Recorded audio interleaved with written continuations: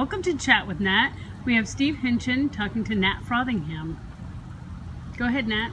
Steve, what is a vintage trailer and why are we filling downtown with them shortly? When?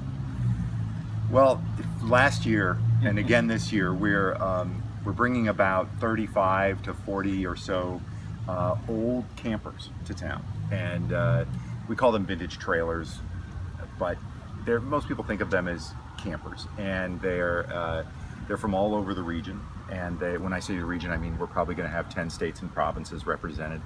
And these are folks who are coming to town to basically put on a show, like a car show. And we're going to have parts of State Street and Langdon Street closed down for this, and possibly some other side streets. And we're going to just park them right on the street. We did it last year. It was a great success. There were thousands of people came through. Hundreds came through each trailer, and I think it was a lot of fun, you know. So I think that's the goal again, is to do it. We're August 20th this year. How did you get into this? How did you get into vintage trailers? Yeah, so for about 15 years or so, I've had a business called Vintage Trailer Supply, and we are the parts company for this hobby industry, and we sell things all over the world to those folks right here from Montpelier.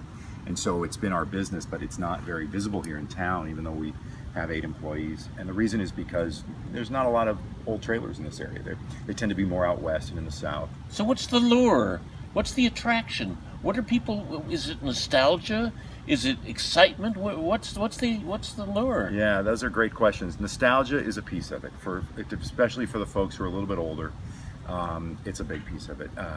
The hands-on part of it is really big. The tiny house is a piece of it.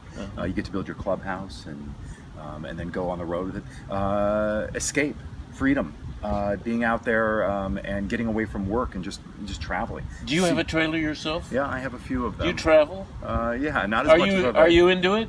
Yes, I have a few of them. Yeah, and I do travel, but unfortunately, like anyone who gets into the job of what they love, they end up working more than playing.